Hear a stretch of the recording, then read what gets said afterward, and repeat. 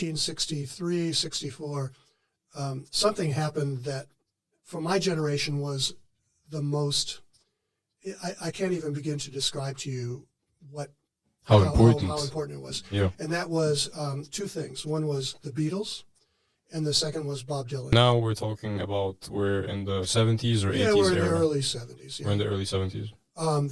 The teacher was also homophobic and sexist, and I just didn't believe that.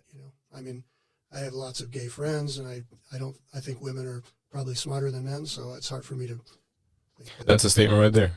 There was another woman who worked there. There's a famous athlete in San Francisco named O.J. Simpson. He was a football player and movie star, and his mother worked there. So At the psychiatric. Yeah, she was also a psychiatric aide, and this is before the. O.J. there was a big scandal with him. Yeah. So, which I won't really talk about, but she was a very nice lady. So, and she would cook for the patients sometimes. That's cute. Jambalaya. I was also working in a bookstore in the Haight-Ashbury.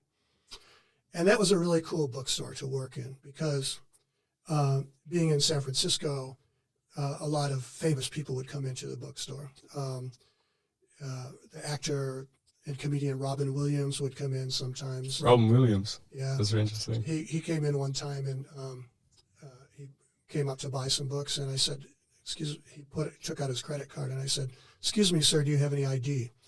And he started to reach for his ID, and I said, "Just kidding." He kind of scowled at me. And he bought a computer called an Amiga, like friend in Spanish, girlfriend in Spanish, right? Amiga computers were the coolest computers in 1985. They were cooler than Macintoshes.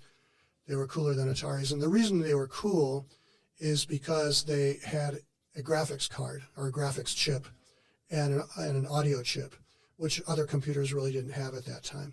And what it meant was that you could do graphics on your screen, and you could do sound and audio, which compared to what you can do today, it was pretty primitive, but it was still really, really, really cool. And as they would have these big billboards on the highway. And one day I was looking at one of these big billboards, and it said Google. I said, "What the hell is a Google?" Wow. I don't know what it is, Wow. And so, just these startups that at that time they were startups, and they would be advertising, and you go, "What is that?" And little did I know that it would become this, what it is today. Yeah.